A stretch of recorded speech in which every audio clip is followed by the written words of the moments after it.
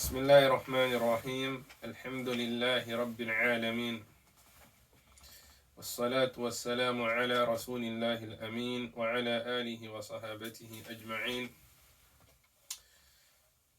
This is a recording for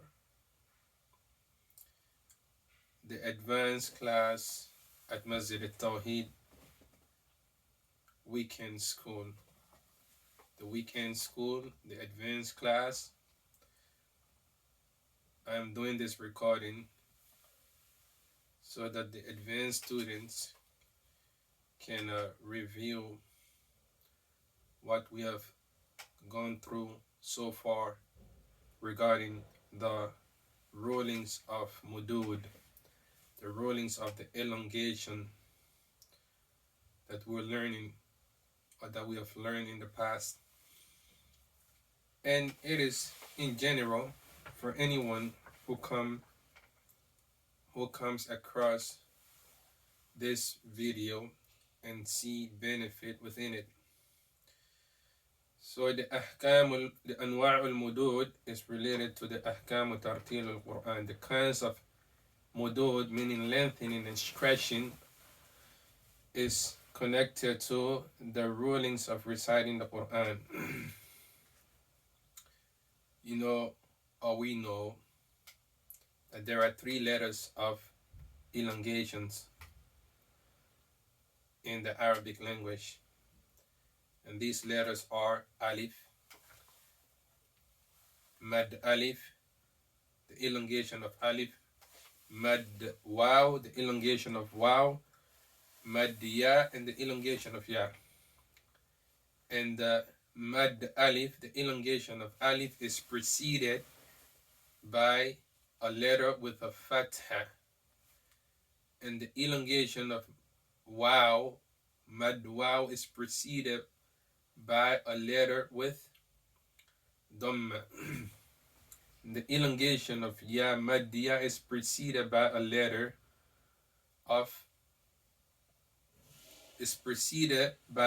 with kasra.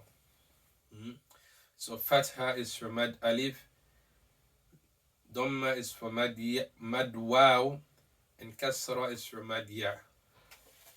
And in our book that we are reading from, that we're learning from, you have 7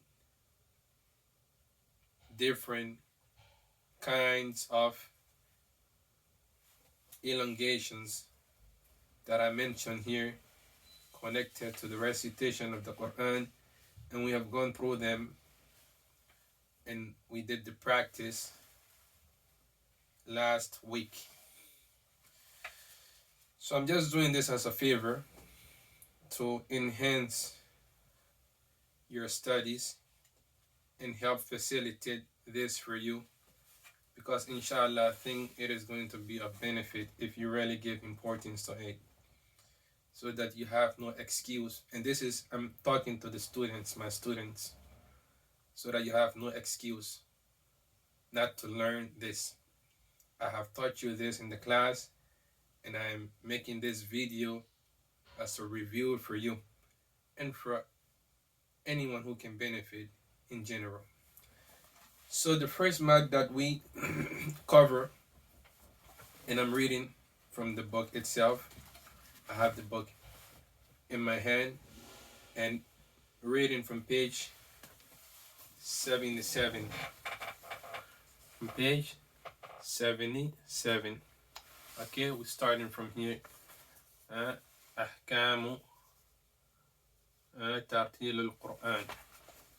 أحكام ترتيل القرآن. The kinds of Mudood, أنواع المدود. Okay, page 77. So I'm going to start reading from here. The first mad that we learned is mad al-wajib al-muttasil. So please pay attention to my pronunciation of the Arabic, because some of you know the English meaning, but you don't know the Arabic pronunciation. Okay? So the first one that we learn is what? Al-maddul wajibul muttasilu. المد الواجب المتصل. What is the definition of المد الواجب المتصل? We said that المد الواجب المتصل is a mad that is what?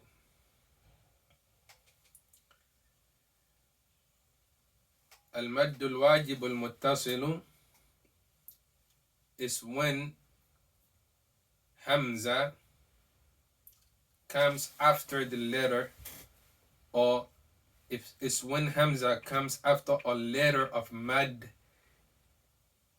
in a single word. It's when Hamza comes after a letter of mad in a single word. And we said this can be stretched how many counts? How many harakat? We said 4 harakat, 4 counts or 4 beats or 4 characters, lengthening, stretching. And there are examples here. We have practiced the examples in class, but I'm going to repeat it here to help you. So al-madd al-wajib al-muttasil means the connected mandatory mad. It's when Hamza comes after a letter of mad, either mad alif, mad waw, or mad ya, and you're going to see the extra mad sign over the letter of mad. So when Hamza comes after a letter of mad in a single word, and from the examples in the book, it is in the book, the blue boxes. You stretch 4 counts.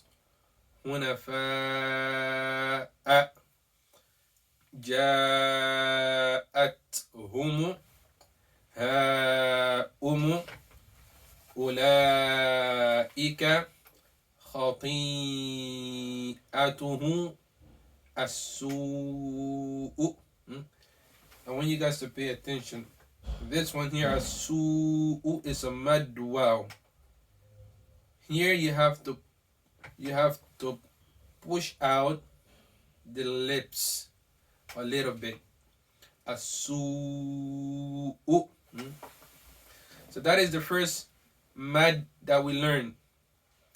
The second one is المد الجائز المنفصل. المد الجائز المنفصل. What is المد الجائز المنفصل? It means the separated permissible mad. The separated permissible mad. What makes it separated? It is because the letter of mad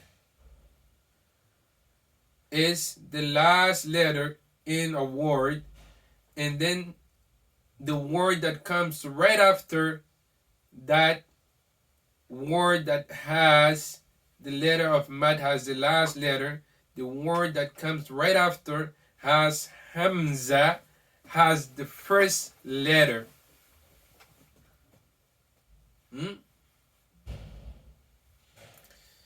A word, the last letter of that word is a mad. It could be mad alif, it could be mad waw, it could be mad ya.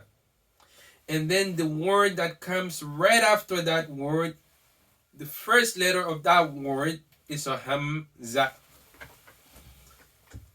And how many beats or counts can we stretch this one? 2 counts or 4 counts. 2 or 4 counts. And from the examples, it's in the book here. I'm going to read it to help you. إذا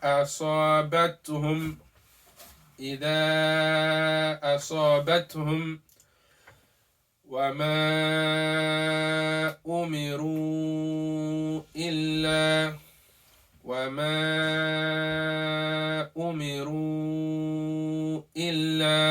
So you see here, actually you have 2. وما, and then Hamza comes right after umiru, And then the next one is a hamza also, illa.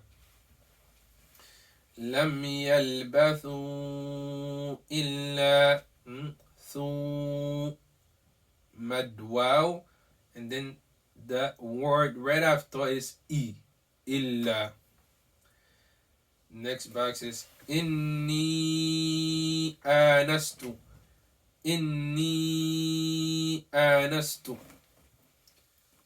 The next box is وما أدراك ما العقبة, وما أدراك ما العقبة. That is the second mad that we learned, second elongation that we learned.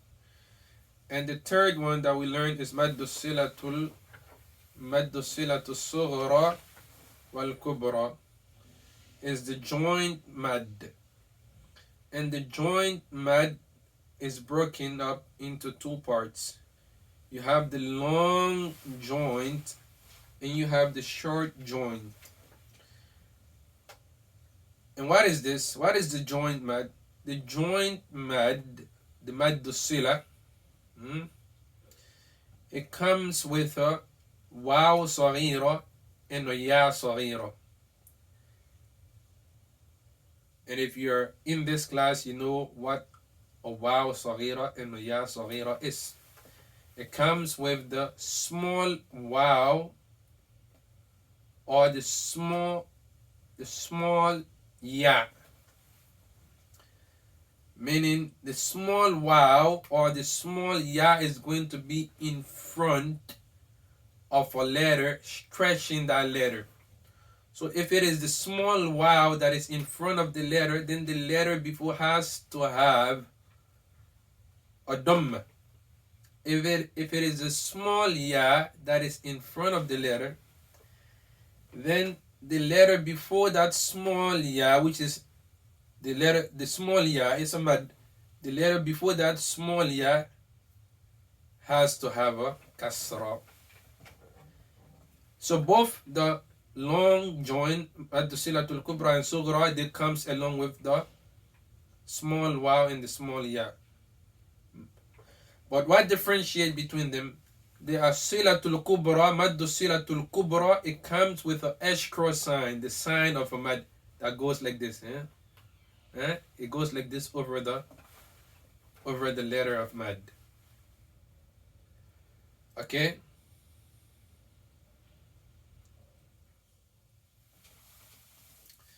طيب. So now the small or the short joint rather is stretched how many counts? How many harakat? 2. And the long joint can be stretched 2 or 4 counts. Can be stretched 2 or 4 counts. The short joint is called al-maddu silatu sughra, and the long joint is called al-maddu sila al-kubra. The short joint, it is stretched 2 counts, and the long joint is stretched 2 or 4 counts, and the long joint comes with a ashkar sign over the mad waw saghira or the mad ya saghira. From the examples in the book here is yudillu bihi kathira. This one is a short joint. It's maddu silatu sughra because it doesn't, the mad ya saghira in front of the ha doesn't have a ashkra mad sign. So it's yudillu bihi kathira, bihi kathira. The next box is dunihi. This one here, you see he, I'm stretching it because why? Because the maddiya saghira has an ashkra sign, an ashkra mad sign on top of it. So it's dunihi awliya. And awliya here too is another mad that we've already learned, that we've already mentioned. Awliya is mad, al-maddu al-wajibu al-muttasilu. So dunihi, you can stretch two or four counts. Dunihi awliya, awliya here has to be stretched four counts because it's maddul wajibul muttasilu, and maddul wajibul muttasilu must be stretched four counts. The next example is lahu mulku. This one is al-maddu sila as-sughra, the short join. The next one is walahu aslama. Here is maddu silatul kubra, the long join, because the mad waw saghira has an extra mad sign on top of it. It has an extra mad sign on top of it. Walahu aslama. You see here to the hu, as I said, if it's a dhamma or a mad waw, you pull or you push out the lip, or you pull out the lips a little bit. Walahu, like this. Walahu aslama, in order to pronounce correctly. So this is maddu silatu sughra wal kubra. The next one that we learn is maddul badal wa maddul iwab. So these are two mad that they place into one category. Two mad that they place into one category. So maddul badal is the switch mad. What makes it the switch mad? Because instead of the hamza coming after the letter of mad, in maddul badal, the hamza comes before the letter of mad. The hamza comes before the letter of mad. And from the examples here, if you look all the way in the bottom of page number 77, the orange boxes, amanu, the hamza comes before the letter of mad, before the mad alif. Utu, imana, the hamza precedes the letters of mad. Now maddul iwab is translated as the substituted mad. It's a substitute mad. What is it substituting for? It is substituting for fathatain. It is substituting for fathatain, meaning you pronounce this mad when you're stopping on a tanween of fatha. And what is the tanween of fatha? It's fathatain. It's the same thing. If I ask you, what is the tanween of kasra? The answer is kasratain. What is the tanween of dhamma? Dhammatain. What is the tanween of fatha? It's fathatain. So the maddul iwad, the substituted mad, comes into play when you're stopping on the tanween of fatha. Like in the example here, the third example, in the orange boxes in the bottom, imana. You see the noon has a fathatain. Now if you're continuing, you're going to say imana, and then you continue. But if you're stopping, you say imana, and the next one is hakima, and the next one is sawa'a. Okay, so that is maddul iwad. Both of them, maddul badal, the switch mad, and the maddul iwad, the substituted mad, they're stretched the same amount of count. They're stretched two harakat. Alright, it's time for Isha now. When I come back from Isha, I'm going to continue inshallah on the next page by the permission of Allah. So for now, I'm going to pause. After Salat, I'll continue on the next page. I'll see you soon. Assalamu alaikum. Okay, Bismillah. Alhamdulillah, salatu wassalamu ala rasulillah wa alihi. I'm back. So now we go to the next page. We have cover reviewing page 77. Turn to the next page as I'm turning, you see. Alright. And we go to the fifth mad in this book, mentioned in this book, which is المد العارض للسكون. Al-arid means it's a mad that appears conditionally due to a sukun. What is this mad? This mad comes into play when you're stopping on a letter that is preceded by a letter of mad. So you have a word, and this word, the last letter of the word is preceded by one of the letters of mad.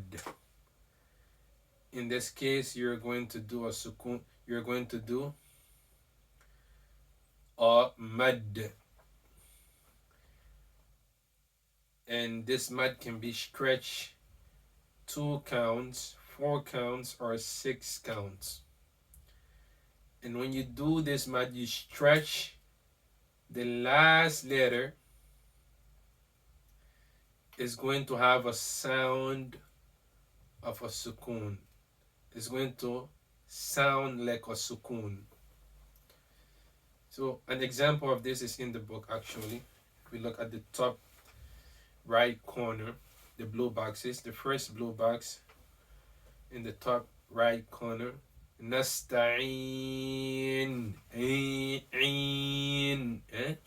See, the last letter of this word is a noon with a dhamma. But because it is preceded by a maddiya, you're going to apply the mad.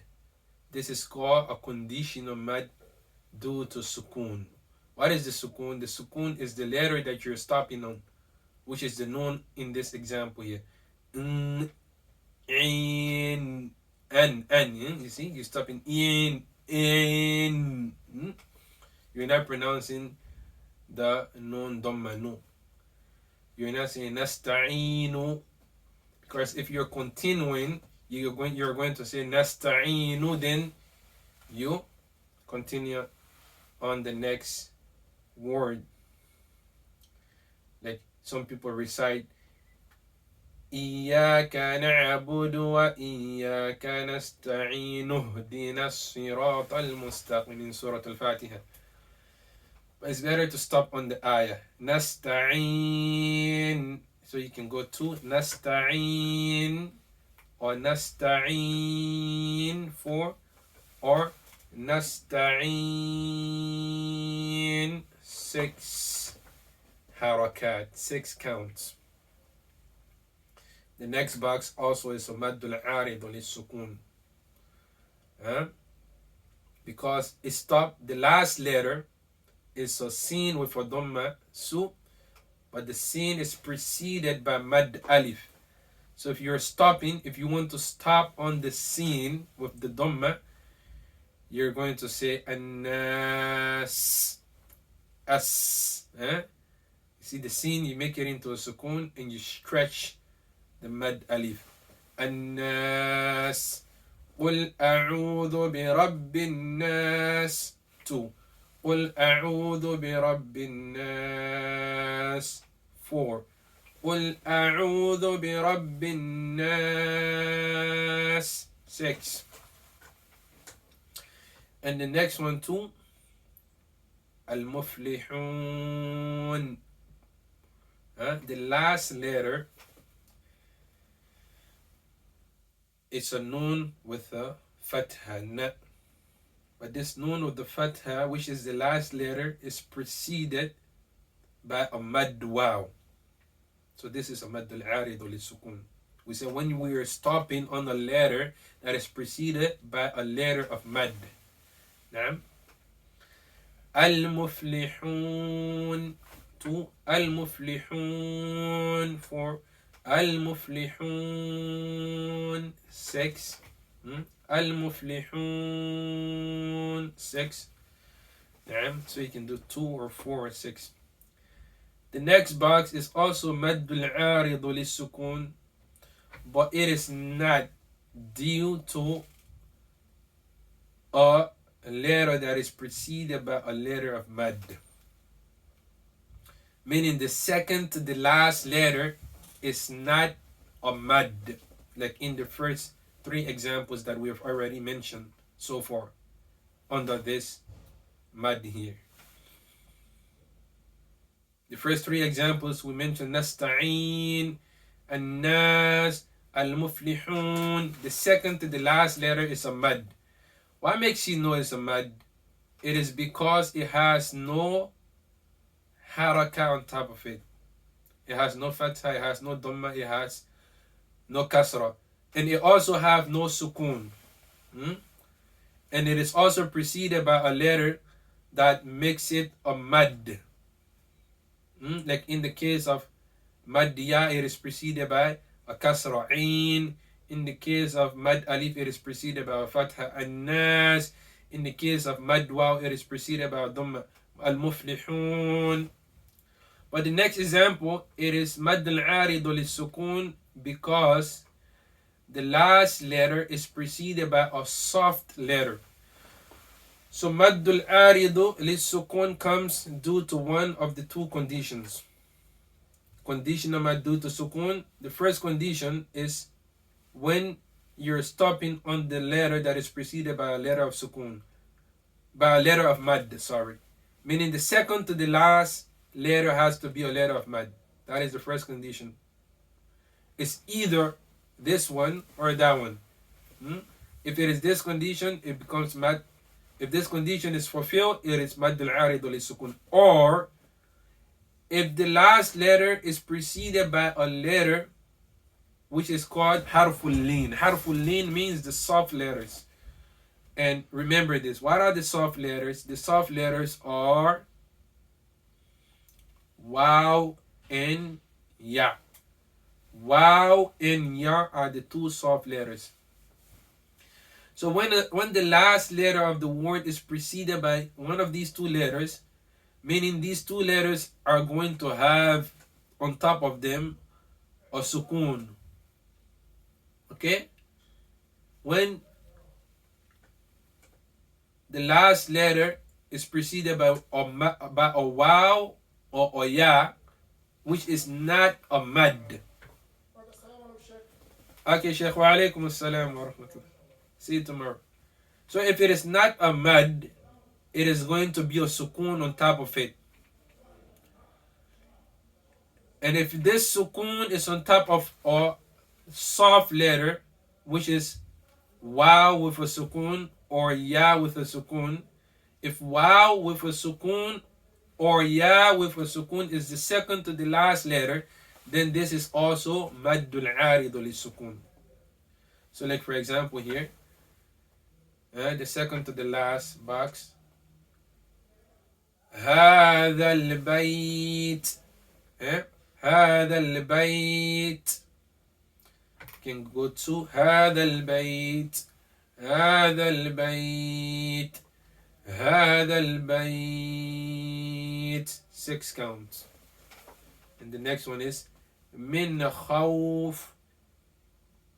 Can go to من خوف. Can go 4. من خوف. Can go 6 counts. من خوف. Alright? So مد العارض للسكون is either the second to the last letter is a letter of mad, or the second to the last letter is a soft letter.